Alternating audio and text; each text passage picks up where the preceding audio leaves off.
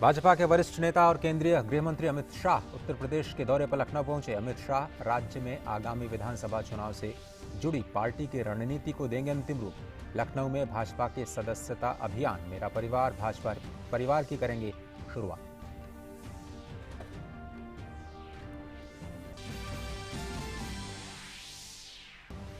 सरकार ने देश भर में कोविड प्रतिबंधों को 30 नवंबर तक बढ़ाया। कोविड संक्रमण बढ़ने की आशंकाओं को देखते हुए राज्यों से सामूहिक आयोजनों के दौरान अत्यधिक सतर्कता बरतने को कहा। कोविड रोधी टीकाकरण को गति देने के लिए सरकार नवंबर में टीके की 30 करोड़ खुराक का करेगी भंडारण।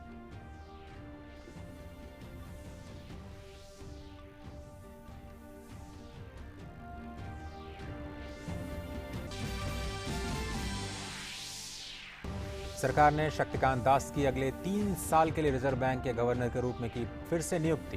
कैबिनेट की नियुक्ति समिति ने फैसले को दी मंजूरी। 10 दिसंबर 2018 को शक्तिकांत दास को बनाया गया था आरबीआई का गवर्नर।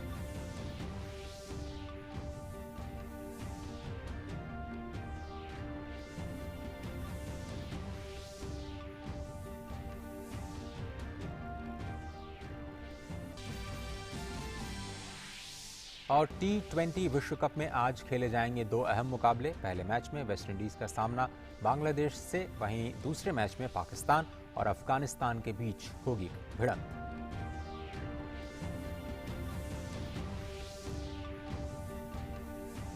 नमस्कार, समाचारों में स्वागत है आप सभी का। मैं हूं अजय मिश्र और अब खबरें विस्तार से। प्रधानमंत्री नरेंद्र मोदी 2 देशों की अपनी 5 दिवसीय विदेश यात्रा के पहले चरण में इटली की राजधानी रोम पहुंच गए हैं। प्रधानमंत्री रोम में आयोजित G20 की बैठक में हिस्सा लेंगे। G20 में आर्थिक से लेकर सामाजिक और स्वास्थ्य जैसी बड़ी चुनौतियों पर गहन चर्चा होगी। कोरोना की चुनौती के बाद दुनिया को फिर से वापस पटरी पर लाने के लिए कैसे मिलकर के काम किया जाए, इस मुद्दे पर सहमति बनाने पर भी विचार हो सकता है।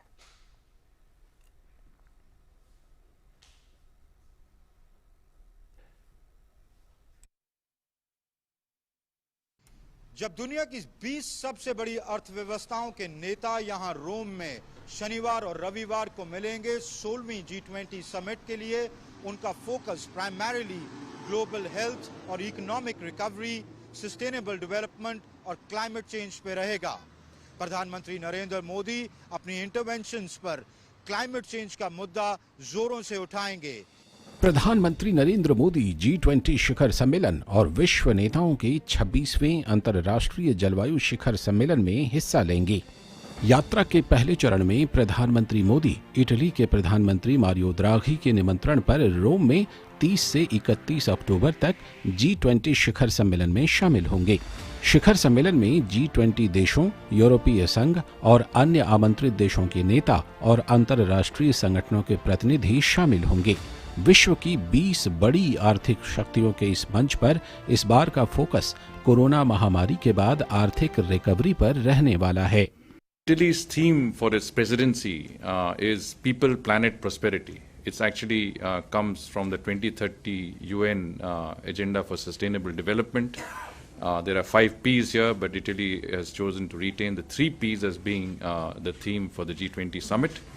And the focus of Italy is on recovery from the pandemic and strengthening global health governance, economic recovery and resilience, climate change and energy transition, and sustainable development and food security. प्रधानमंत्री के रूप में PM Modi की ये 8वीं G20 शिखर बैठक होगी। इससे पहले पीएम मोदी 7 बार इस सम्मेलन में भारत का प्रतिनिधित्व कर चुके हैं। भारत G20 संगठन का स्थापना सदस्य रहा है और हमेशा से विकासशील देशों के मुद्दों की मुखर आवाज उठाता रहा है। विदेश सचिव ने कहा कि भारत ग्लोबल गवर्नेंस में सुधार से लेकर वैश्विक संस्थाओं में रिफॉर्म का पक्षधर रहा है। कोरोना के समय भारत के द्वारा किए गए प्रयासों का जिक्र करते हुए विदेश सचिव ने कहा कि भारत G20 के मंच पर ग्लोबल हेल्थ गवर्नेंस जैसे मुद्दों को प्रमुखता से रखेगा।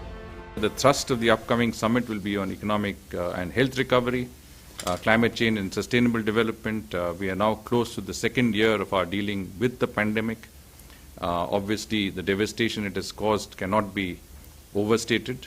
It is therefore not surprising that the Italian presidency has kept its focus on recovery and, of course, economic and health recovery both. They have already set the stage for an ambitious agenda on global health governance with a parallel focus on recovery from the ongoing crisis and preparing for the future health crises that may emerge. विदेश सचिव ने कहा कि tax चोरी के मसले से लेकर क्लाइमेट चेंज तक के मसले पर G20 में मंथन होगा। भारत इस मंच के माध्यम से देशों के बीच वैक्सीन की प्रामाणिकता की अनुमति के आधार पर सहमति बनाने का प्रयास करेगा ताकि लोगों को अंतर्राष्ट्रीय यात्राओं में जाने में असुविधा ना हो। There is unanimity in the G20 on building back from the pandemic by focusing on job creation, skill development, and I think this is an important part of the overall discussions and the agenda that will be there. Women's empowerment, increased participation in women's workforce, also for international travel. I think that is an important point. Resumption of international travel through mutual recognition of national vaccine documents. This has been our proposal, and there is strong support within emerging market economies in the group in this regard. प्रधानमंत्री नरेंद्र मोदी अपनी Italy और Glasgow की यात्रा के दौरान कई देशों के प्रमुखों के साथ द्विपक्षीय बैठकें भी करेंगे। पीएम मोदी इटली के प्रधानमंत्री मारियो द्राघी, ब्रिटेन के पीएम बोरिस जॉनसन के अलावा रोम में पोप फ्रांसिस से भी मुलाकात करेंगे। पीएम मोदी की अन्य देशों के प्रमुखों के साथ मुलाकात की भी संभावना है और इन मुलाकातों को अंतिम रूप दिया जाना बाकी है। G20 संगठन दुनिया की 80% वैश्विक जीडीपी, 75% ग्लोबल ट्रेड, 60% विश्व की आबादी का प्रतिनिधित्व करता है। ये मंच दुनिया के सबसे प्रभावशाली मंचों में से एक है। कोविड पर प्रधानमंत्री अपना भारत का ट्रैक रिकॉर्ड, 100 करोड़ लोगों को वैक्सीनेट करना और ग्लोबल प्रोडक्शन हब जो भारत बन चुका है उसकी बात कर सकते हैं। सेकेंड वेव से पहले भारत ने बहुत सारे मुल्कों को वैक्सीन्स प्रोवाइड की थी और अब भारत जब अपने लोगों को बहुत तेजी से वैक्सीनेट कर रहा है, भारत वैश्विक जिम्मेवारी दोबारा एक बार फिर से लेने को तैयार है। कैमरामैन राकेश कुमार और मेरे सहयोगी प्रदीप गल्होत्रा के साथ अमृतपाल सिंह, डीडी न्यूज, रोम, इटली। प्रधानमंत्री नरेंद्र मोदी इटली में G20 सम्मेलन में शिरकत करने के बाद ग्लासगो के लिए रवाना होंगे, जहां वो COP26 सम्मेलन में शामिल होंगे। पीएम मोदी COP26 सम्मेलन में पर्यावरण संरक्षण पर भारत के द्वारा किए जा रहे प्रयासों को रखेंगे, तो दुनिया की बेहतरी के लिए समाधान को भी इस वैश्विक मंच पर रखेंगे। प्रधानमंत्री नरेंद्र मोदी इटली में G20 की बैठक में हिस्सा लेने के बाद ब्रिटेन के शहर ग्लासगो पहुंचेंगे, जहां वो 1 और 2 नवंबर को COP26 की बैठक में हिस्सा लेंगे। इसमें 120 से भी अधिक देशों के राष्ट्राध्यक्ष भाग लेंगे।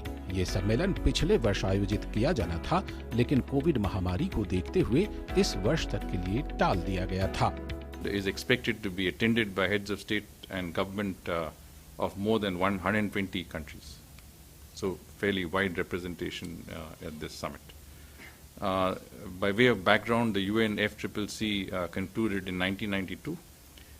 It embodies the global will and vision to combat climate change. For 3 decades, the UN has been bringing together almost every country in the world for global climate change summits called the Conference of Parties. These Conference of Parties provide opportunity for stock taking, charting the way forward to combat climate change. अपने दौरे में PM Modi Glasgow में कई महत्वपूर्ण योजनाओं को भी अमली जामा पहनाएंगे, जिसमें ग्लोबल सोलर ग्रिड की महत्वाकांक्षी योजना भी शामिल है।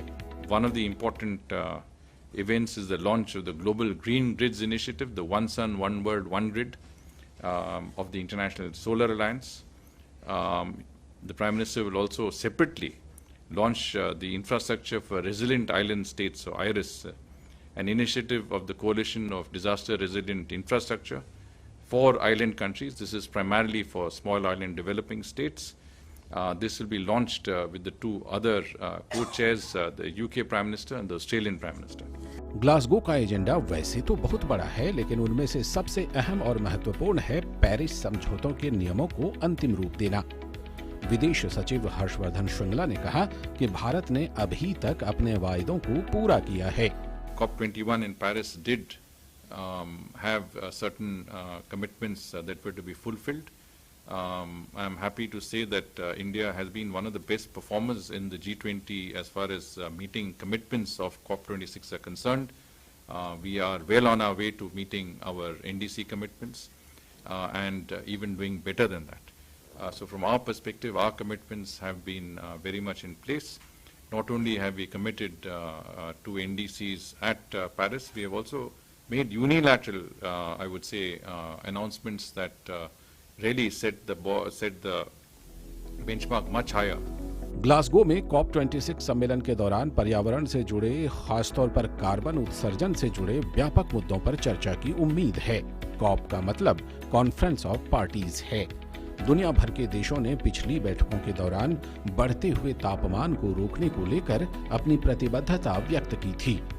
दुनिया के देशों का मकसद था कि औद्योगिकरण से पूर्व जो तापमान था उससे 1.5 या 2 डिग्री सेल्सियस से ज्यादा तापमान ना बढ़ने पाए।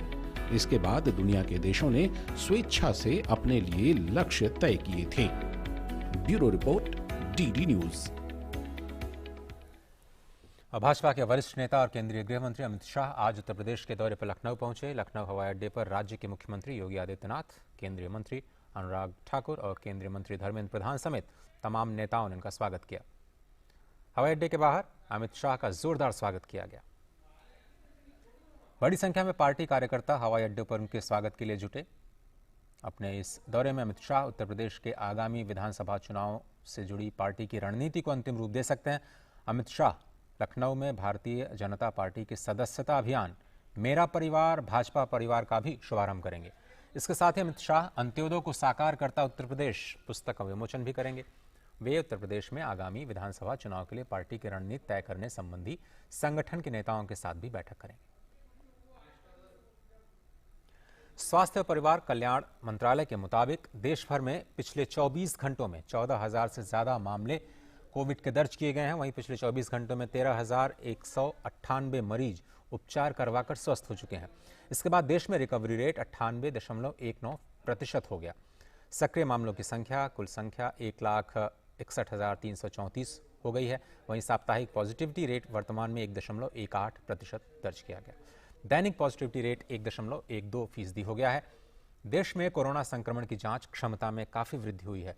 देश भर में अब तक कुल 60 करोड़ 58 लाख से ज्यादा नमूनों का परीक्षण किया जा चुका है। उधर कोविड महामारी के खिलाफ सबसे प्रभावी हथियार के रूप में शुरू किए गए टीकाकरण अभियान के तहत देश में अब तक 109 करोड़ और 63 लाख से ज्यादा टीकों की खुराकें देशवासियों को दी जा चुकी हैं।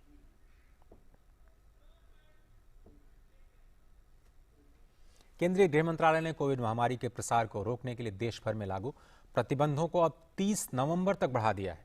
इससे पहले मंत्रालय ने राज्यों और केंद्र शासित प्रदेशों से जांच, पहचान, उपचार, टीकाकरण और कोविड उपयुक्त व्यवहार संबंधी 5 स्तरीय रणनीति पर ध्यान केंद्रित करने को कहा। कोविड संक्रमण बढ़ने की आशंकाओं को देखते हुए राज्यों से सामूहिक आयोजनों के दौरान अत्यधिक सतर्कता बरतने को भी कहा गया है। और केंद्रीय स्वास्थ्य मंत्री मनसुख मांडविया ने राहत सामग्री से भरी 11 ट्रक्स उत्तराखंड, जम्मू कश्मीर और लद्दाख क्षेत्र के लिए रवाना किया। इनमें से 4 ट्रक्स देहरादून, 2 जम्मू, 2 श्रीनगर और 3 ट्रक्स को लद्दाख भेजा गया है। ये राहत सामग्री रेड क्रॉस सोसाइटी की तरफ से भेजी गई है। हाल ही में इन राज्यों में आपदा की वजह से भारी जान माल का भी नुकसान हुआ था।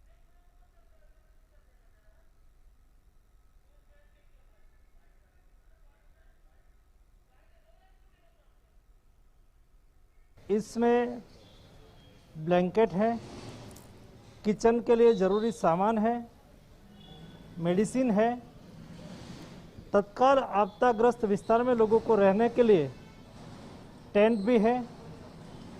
ये सब चीज़ अगले दिन में उत्तराखंड, श्रीनगर, जम्मू वगैरह लोकेशन पर पहुंच जाएंगे। वहाँ से जनता को डिस्ट्रीब्यूट किया जाएगा और आपदा की स्थिति में लोगों को सहयोग किया जाएगा।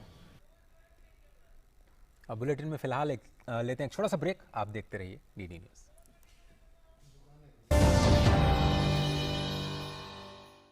पढ़ता है, खेलता है, झूलता उछलता है, दौड़ता कभी कभी दौड़ कराता है, आगे आगे बढ़ता है इंडिया, अमूल दूध पीता है इंडिया। स्वागत है आप सभी का एक बार फिर से। केंद्रीय श्रम एवं रोजगार मंत्रालय ने केंद्रीय क्षेत्र के 1.5 करोड़ श्रमिकों के लिए परिवर्तनीय महंगाई भत्ते की दर में अब संशोधन किया है। महंगाई भत्ते में वृद्धि इस वर्ष 1 अक्टूबर से प्रभावी होगी, जिसके परिणाम स्वरूप केंद्रीय क्षेत्र के कर्मचारियों और श्रमिकों के न्यूनतम वेतन में इजाफा होगा।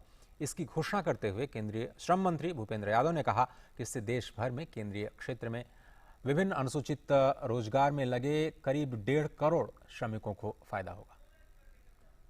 भारत सरकार के श्रम मंत्रालय के द्वारा श्रमिकों के लिए अनेक नए कार्य किए जा रहे हैं। एक तरफ जहां हमारे देश में अनऑर्गेनाइज सेक्टर के लिए ई श्रम पोर्टल शुरू हुआ है, जिस पे 5 करोड़ से ज़्यादा लोग इस समय अपना रजिस्ट्रेशन करा चुके हैं, वहीं शेड्यूल्ड वर्कर जो हैं, विशेष रूप से जो माइंस क्षेत्र में हैं या जो बिल्डिंग कंस्ट्रक्शन क्षेत्र में हैं, इस प्रकार के जो शेड्यूल्ड वर्कर केंद्रीय सूची के अंतर्गत हैं, उनके लिए भी महंगाई भत्ते को 1 अक्टूबर 2021 से बढ़ाया गया है, ताकि उसका लाभ देश के 1.5 करोड़ श्रमिकों को मिलेगा।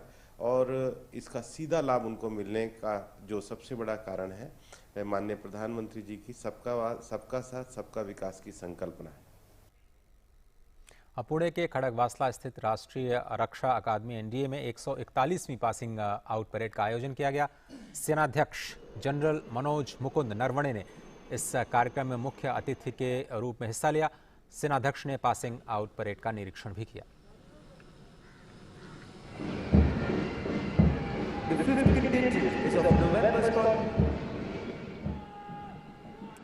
The 6th contingent is of Echo Squadron.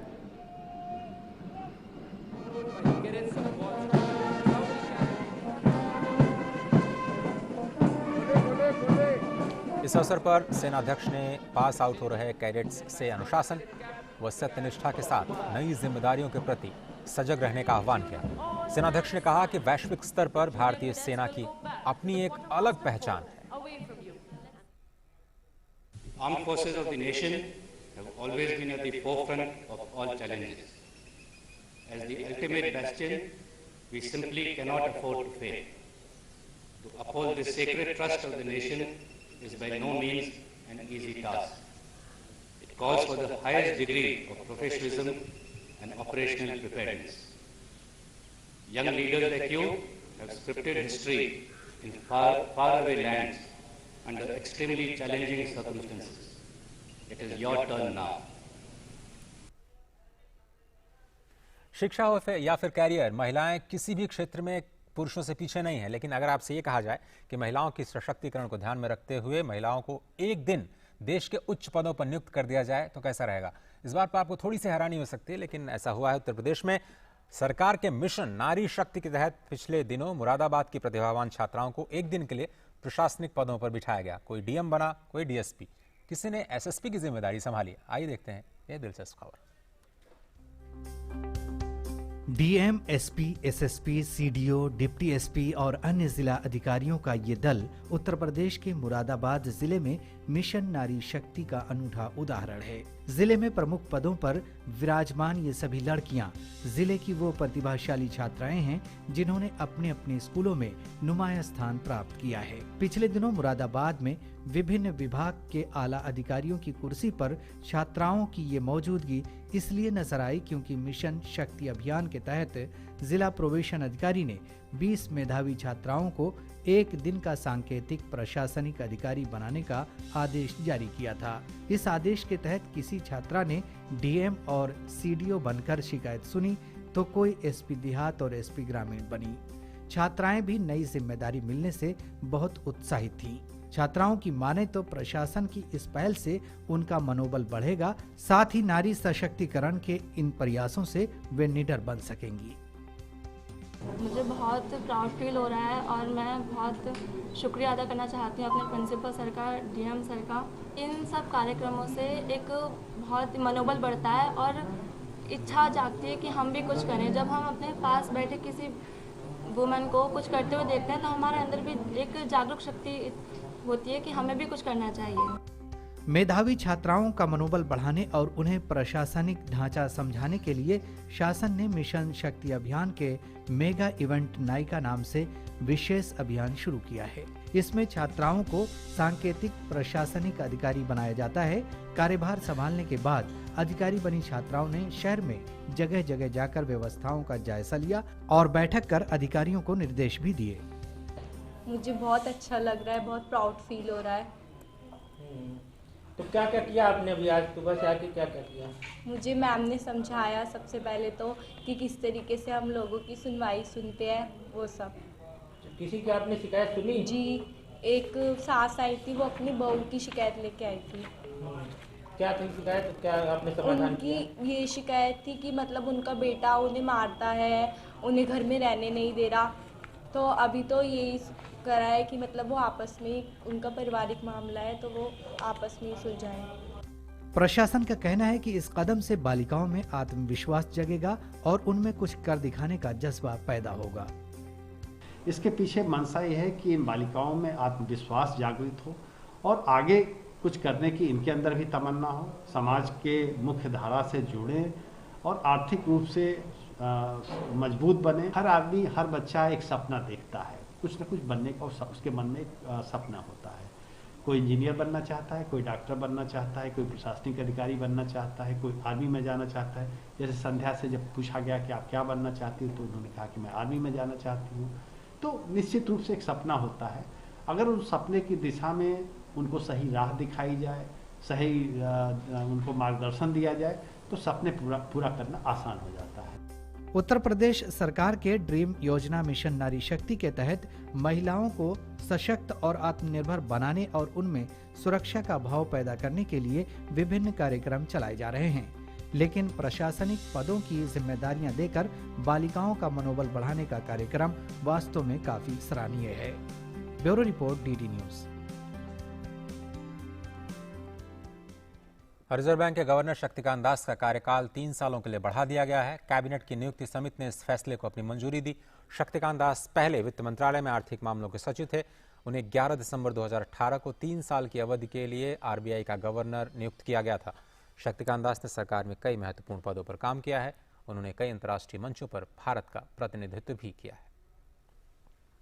केंद्रीय वित्त मंत्रालय ने राज्यों और केंद्र शासित प्रदेशों को वस्तु और सेवा कर यानी जीएसटी क्षतिपूर्ति के लिए 44,000 करोड़ रुपए जारी किए हैं। इससे पहले 1,15,000 करोड़ रुपए जारी किए गए थे। मौजूदा वित्त वर्ष में जीएसटी क्षतिपूर्ति के लिए राज्यों को 1,59,000 करोड़ रुपए की राशि जारी की जा चुकी है। मंत्रालय ने कहा कि राशि हर 2 महीने बाद वास्तविक उपकर संग्रह से जारी किए जाने वाले सामान्य जीएसटी मुआवजे के अतिरिक्त है। सोशल मीडिया कंपनी फेसबुक ने अपनी होल्डिंग कंपनी का नाम बदल दिया है। गुरुवार को फेसबुक ने अपनी कंपनी का नाम बदलकर मेटा करने की घोषणा की। सीईओ मार्क जुकरबर्ग ने नए नाम का ऐलान किया। 2004 में शुरुआत करने वाली सोशल मीडिया कंपनी फेसबुक ने बताया कि सोशल मीडिया का नया अध्याय मेटावर्स सोशल कनेक्शन की नई राह होगी। मार्क जुकरबर्ग ने कंपनी के कनेक्ट वर्चुअल रियलिटीज कॉन्फ्रेंस में कहा कि कंपनी का फोकस अब एक मेटावर्स बनाने पर है, जिसके जरिए एक ऐसी वर्चुअल दुनिया का आगाज हो जाएगा जहां पर ट्रांसफर और कम्युनिकेशंस के लिए अलग अलग टूल्स का इस्तेमाल किया जाएगा। उन्होंने कहा कि विभिन्न ऐप्स और तकनीकों को इस नए ब्रांड के तहत लाया जाएगा। हालांकि कंपनी अपना कॉर्पोरेट ढांचा नहीं बदलेगी। दुनिया भर में कोरोना संक्रमण के मामले 24,62,00,000 से ज्यादा हो गए हैं।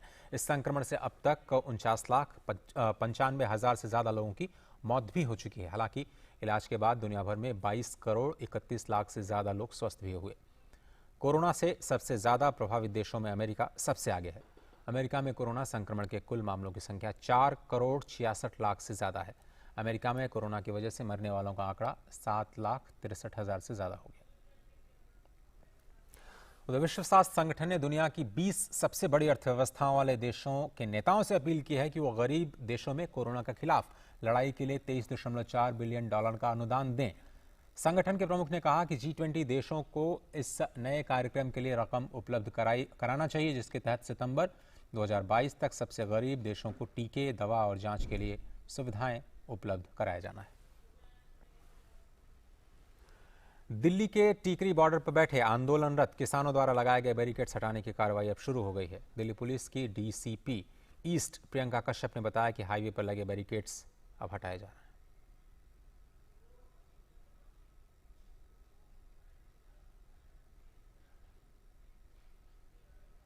अमेरिका में न्यूयॉर्क के पूर्व गवर्नर एंड्रयू क्यूमो के खिलाफ यौन दुराचार की शिकायत दर्ज कराई गई है। एक जांच रिपोर्ट में 11 महिलाओं के यौन शोषण के आरोप साबित होने के बाद एंड्रयू क्यूमो ने अगस्त में अपने पद से त्यागपत्र दे दिया था। न्यूयॉर्क के अटॉर्नी जनरल ने बताया कि 5 माह तक चली स्वतंत्र जांच में पाया गया कि एंड्रयू क्यूमो ने संघीय और राज्य कानूनों का उल्लंघन किया। क्यूमो ने अपने ऊपर लगे आरोपों को खारिज करते हुए इसे राजनीतिक बदले की कार्रवाई करार दिया। उधर ब्रिटेन में 39,842 लोगों ने कोविड पॉजिटिव मिलने के बाद अब देश में कोरोना की कुल संख्या 89,36,155 पर पहुंच गई है। आधिकारिक आंकड़ों के मुताबिक ब्रिटेन में कोरोना से 165 मौतें भी हुई। ब्रिटेन में अब कोविड से होने वाली कुल मौतों की संख्या 1,40,206 पर पहुंच गई है। वर्तमान में कोविड-19 8,801 मरीज अस्पतालों में भर्ती हैं। वहीं ब्रिटिश सरकार रेड लिस्ट में शामिल शेष 7 देशों के क्वारंटाइन नियम को हटाने जा रही है, जिसका अर्थ है कि अब देश में आने के लिए होटल में क्वारंटाइन करने की जरूरत नहीं होगी। इन 7 देशों में कोलंबिया, डोमिनिकन गणराज्य, इक्वाडोर, हैती, पनामा, पेरू और वेनेजुएला शामिल है। उधर रूस में भी कोरोना संक्रमण के मामलों में तेजी से वृद्धि हो रही, जिसके चलते राजधानी मॉस्को में दुकानें, रेस्तरां और स्कूल को आंशिक रूप से बंद कर दिया गया। राजधानी में केवल सुपरमार्ट और फार्मेसी जैसी आवश्यक दुकानें खोलने की अनुमति दी गई है, जबकि रेस्तरां में केवल टेक अवे की सुविधा उपलब्ध होगी। अधिकारियों ने संक्रमण पर अंकुश लगाने के लिए पूरे रूस में लोगों से कार्यालयों में 9 दिनों की छुट्टी देने का फैसला लिया है। पिछले 24 घंटों में रिकॉर्ड 1,159 लोगों की मौत हुई। देश में कोरोना मामलों की कुल संख्या 83,92,000 से ज्यादा हो गई है। इधर प्रधानमंत्री शहरी आवास योजना के लाभार्थी अयोध्या में मनाए जाने वाले दीपोत्सव को लेकर के काफी उत्साहित हैं। जिन परिवारों को अपने घर का तोहफा मिला, वो खुशी के साथ इस बार अयोध्या के दीप उत्सव के साथ अपने नए पक्के मकान को भी दीपों की रोशनी से जगमग करेंगे, जिसकी तैयारियां भी अब शुरू हो गई हैं। आइए देखते हैं उत्तर प्रदेश से ये खास रिपोर्ट। ताजनगरी आगरा के सिकंदरा क्षेत्र की बड़ी बस्ती में रहने वाली बिमलेश माला झोली बनाने का काम करती है। बिमलेश का परिवार कच्चे मकान में रहता था। प्रधानमंत्री आवास योजना शहरी के तहत बिमलेश ने पक्का घर बनाने का सपना संजोते हुए आवेदन कर दिया। बिमलेश और उसके पति कुलदीप के चेहरे पर उस वक्त खुशी छा गई जब उसे पता चला कि उसके आवेदन स्वीकृत हो गए हैं। बिमलेश का कहना है कि अयोध्या में दीप उत्सव के दिन ही वो अपने नए मकान को सजाकर और दीप जलाकर खुशी का इजहार करेंगे। इस बार की दिवाली भी नए और पक्के घर में मनाई जाएगी। हमें एक योजना मिली थी, उसमें हमें 2.5 लाख रुपए मिला, तो उससे हमने अपना मकान कच्चे से पक्का बनवा लिया, इसलिए हम बहुत खुश हैं। जैसे अयोध्या में दीप उत्सव बनाया जा रहा है, जैसे ही हम अपने घर पे भी दीपक लाके दीपकों को सजा के खूब अच्छे तरीका से हम अपने घर में भी दीप उत्सव बनाएंगे। कुछ ऐसा ही हाल कानपुर का भी है। कानपुर में प्रधानमंत्री आवास योजना शहरी के तहत राम जानकी पाल को भी घर मिला था। मैं प्रधानमंत्री का लाख लाख धन्यवाद अदा करती हूँ। प्रधानमंत्री जी ने जो 2 दिए जलाने के लिए कहे थे, वो 2 दिए हम सब परिवार मिलकर जलाएंगे और इस बार हमारी दिवाली बहुत अच्छी मनने वाली है। राम जानकी पाल का पूरा परिवार नए आवास को लेकर बहुत खुश है। उनके परिजनों ने बताया कि इस बार दीपावली का उत्सव नए घर में बड़े हर्षोल्लास के साथ मनाएंगे।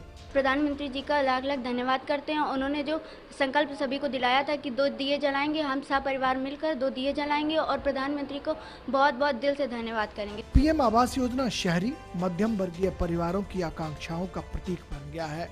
शायद इसीलिए लाभार्थी पूरे जोशो खरोश से दीपावली पर अपने घरों को रोशन करने में जुटे हैं, ताकि उनकी जिंदगी भी रोशन हो सके। आगरा से सज्जन सागर, कानपुर से राजेश श्रीवास्तव के साथ दिल्ली में राजेश राज की रिपोर्ट, डीडी न्यूज। ऑस्ट्रेलिया ने आईसीसी T20 विश्व कप में अपने जीत के सिलसिले को बरकरार रखते हुए गुरुवार को श्रीलंका को 7 विकेट से हरा दिया। पहले बल्लेबाजी करते हुए श्रीलंका ने 6 विकेट गंवाकर 154 रन बनाए। जवाब में ऑस्ट्रेलिया ने 17 ओवर में 3 विकेट गंवाकर 155 रन बनाकर के मैच जीत लिया। डेविड वार्नर ने ऑस्ट्रेलिया की जीत में अहम भूमिका निभाते हुए 65 रनों की शानदार पारी खेली। फिंच 23 रनों पर 37 रन बनाए और स्मिथ 28 रन और स्टोइनिस 16 रन बनाकर नाबाद रहे। दूसरी तरफ श्रीलंका के लिए कुशल परेरा और चरित असलंका ने 35 रनों का योगदान दिया। इस जीत के साथ ऑस्ट्रेलियाई टीम की सेमीफाइनल की दावेदारी मजबूत हो गई है। सुपर 12 राउंड के ग्रुप 1 में इंग्लैंड और ऑस्ट्रेलिया के 4-4 अंक हैं। इस बुलेटिन में एक छोटा सा ब्रेक लेते हैं। खबरें और भी हैं, आप देखते रहिए डीडी न्यूज। नया सवेरा सोमवार से शुक्रवार सुबह 8 बजे सिर्फ डीडी न्यूज पर।